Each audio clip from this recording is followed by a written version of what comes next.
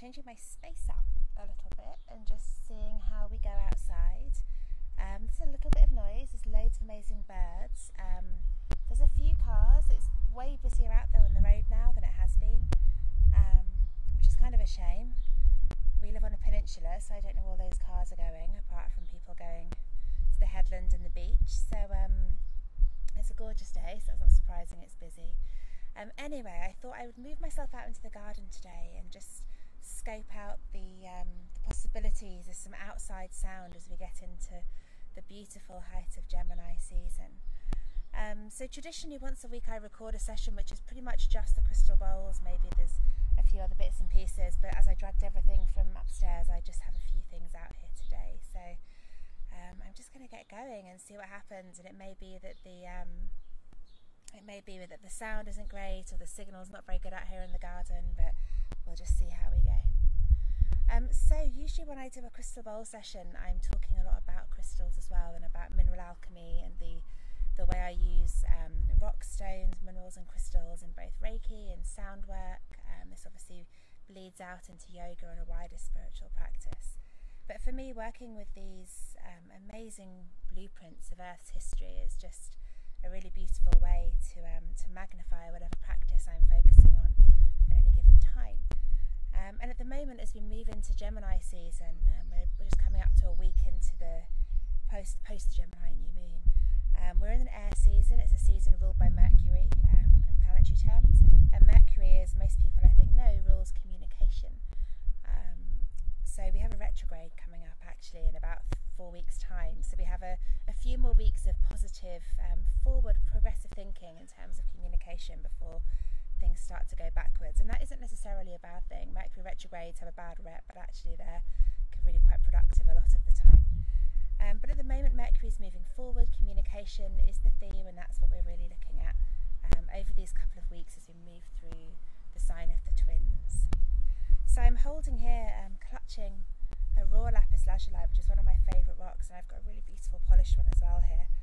This is from Afghanistan and this from the Himalayas, and Lapis is so recognisable. This amazing blue colour is just so strong and so gorgeous, and one of the reasons I love it so much is it's a perfect throat chakra stone. It really works strongly with that 5th chakra with Vishuddha, and it's a real great way to release any kind of tensions around communication, any issues you're having with self-expression, if you're struggling to have your voice heard, to feel confident in your message and your vision. Lapis is a really powerful mineral to help unlock some of those kind of struggles and repressed issues around sharing your story and telling your story. So particularly at the moment where lots of us are locked in a different way, in different environments, we're communicating very differently both for work and our relationship. Maybe we're spending all our time locked in with someone, or on the other hand we might be completely separated from someone, and now our communication is completely online and completely through the power of Zoom or FaceTime. Lapis is a really great way to access any challenges that's bringing up and any messages that are getting a little bit stuck in this new way of communicating. So Lapis was called said to hold the soul of the gods by the ancient Egyptians, who really revered it, and you'll probably be familiar with the use of lapis in lots of ancient Egyptian archaeology and text. They thought it was a real bridge to the higher realms. It's a very high vibration stone. It should be used with care in crystal healing or Reiki healing. So if you're not particularly used to using it, just be gentle about placing it on the body. It's not always safe, depending on how your subject is doing. In terms of meditation, I really like to keep it in my palm and keep my palm just away from my body initially, and as I'm accessing the meditation. As I start to work through, then I usually find myself bringing the crystal into my central line, and then working with Kundalini through the meditation to draw it up, to hold it near my throat, which is where I think it does the most work. But I'm quite careful to keep this off my body. It's not a stone. I like to meditate with skin contact. So whether or not you're using crystals or not, today we're going to work mostly with the magical crystal bowls. They're 432 Hertz tunes, so just get your pockets out, which means that they vibrate with the same frequency of the pulse of the planet. So it's kind of the Earth's heartbeat, you might say. And I think they're really magical. They have an incredible sound, which really drops me out almost straight away into a deep meditation. So hopefully, as long as we have some decent sound, You might have some birds as well, maybe a cat, or maybe a few other sounds, maybe a helicopter. We've had a few of those today. But whatever sounds come in, just welcome them in as part of your meditation today, and see how the bowls speak to you. Remembering that Lapis is a very strong thought amplifier, which is a really good vibration to work with during Mercury season. It's easy to get caught up in this kind of restless, floaty energy of Gemini, and actually we want to try and ground that energy, get out of our kind of floaty, over spiritualized state and bring ourselves back to a place where we can make some practical magic happen. So we're going to begin today with the large bowl. Take a few breaths deep into the base of the belly, noticing how your body feels, how your mind feels.